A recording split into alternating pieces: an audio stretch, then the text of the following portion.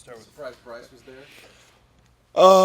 Yeah. I mean, we're happy he was there. I don't know if we were surprised or not. That was a guy we liked from the very beginning. Actually, we had a couple guys on the board. One went and one stayed, and so we were really happy with that. when you're at that point in the draft. There's these younger guys that were projected high in the lottery that Yeah. kind of slid. Are you kind of faced with that sort of eternal draft question at that point? Do you go project or a guy that No, you we, think we can pretty grow? much we had a ranking, and we pretty much stuck to it. To be honest, Bryce was the guy. We had a couple guys on the board. We had a lot of guys on the board, but where we thought at 25 who would be there, the main guy that we wanted to be there was Bryce and one other guy, and the other guy went a little bit in front of us. What is it about Bryce's game specifically you guys like? Well, he does a lot of stuff. I mean, obviously he's athletic. He can rebound, runs the floor. He's got a great motor, and he can shoot the ball. I mean, he's a guy that has right now he has 15 to 18, but we think he can make it out to the three-point line. So we like a lot of the things that he can do and has done. He's played big in big games in college. So, and we like his upside too. We like the fact that we believe he has a chance to help right away, but we also feel like he has a high ceiling. He can get a lot better. You think that's because four-year player at a great university and he's coming from North Carolina? I think that helps that he's a four-year player. But listen, he had a great year this year. So he put in the work. He got better each year, and he needed to. And I thought this year he did that. How much of his selection had to do with you guys having so many big men expected to go into free agency and even some depth there? Not much. We had one of the things I instructed our staff to do is look at best players. And so it really didn't have much to do with it at all. We had him slated, and again, one other guy that I won't name, and they both went, one went in front and one we drafted. So we were very happy. And both just happened to be big guys that I'm talking about, but that's not the reason why. We actually could lose more guards than big. So, Getting you got two guys in the second round. Yeah. Is part of that because you could still get the guys you want. Yeah.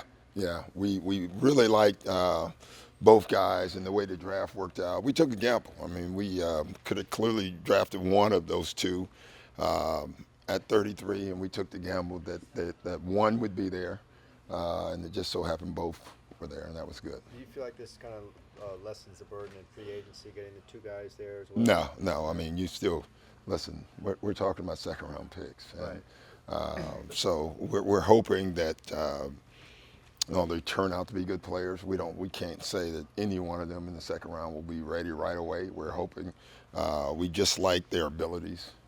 So. Would you say you expect both those guys to be on the team next year? Yeah, I would say that. Mishno was a guy that I think wasn't on a lot of mock drafts. Yeah. What did you guys like about him? How did you kind of? We loved his speed. We loved his defense. His ability to play both positions, more of a point than a two. Great feel. There were a lot of people who were very high on him. But he's very young, and he has a chance to get a lot better. And will he be over for summer league too then? Yeah. Well, that's the plan right now. What about Diamond Stone? Well, we love his name.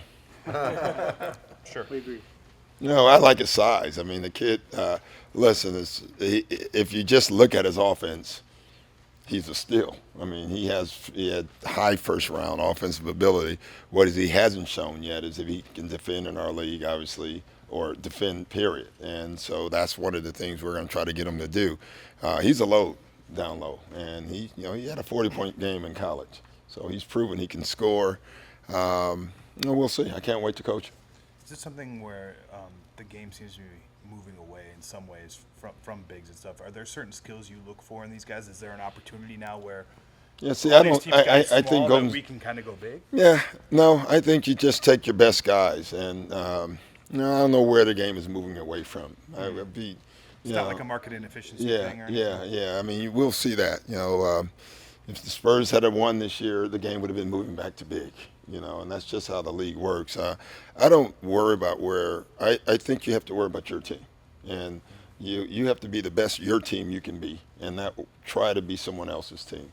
I think we learn that every year. We learned that this year in the finals. Cleveland didn't try to be Golden State. They were the best version of Cleveland, and that was good enough. So I think that's what you have to do if you want to win. You mentioned understanding size. Is that a concern when looking at Bryce Johnson weighing at about 210 at the combine? Yeah, but the one thing that has translated well statistically is rebounds. And he's rebounded well. So even though he's slight, he's always been a great rebounder. And if you can rebound in college, usually you can rebound in the NBA. So we're hoping he can do that. Obviously, we need to get him stronger. But he also is a guy that can step out and make shots, so we like that too. You mentioned that you liked him from 15 to 18. You think eventually he might be able to kind of step out to the three-point line. He shot really well from the line. How much does that translate when a guy from the free throw line? Yeah, from the free throw line too. I don't know how well that translates. There's a lot of good free throw shooters that aren't good, but he is a good shooter. And he has a natural stroke, and I don't think it'll be hard for him to move out. You mentioned before that there's some concerns about carrying, a lot of players at the back end of your bench. Mm-hmm. Brandon Dawson's name didn't come up. Where does he kind of fit in, and where? Well, we'll see. That's why we have the summer league. Mm-hmm. Do you feel like Bryce Johnson can play multiple positions, or are you liking him as just a power forward? I would say right now probably more 4. Obviously, if people are playing small ball and you want to go that, could he slide to 5?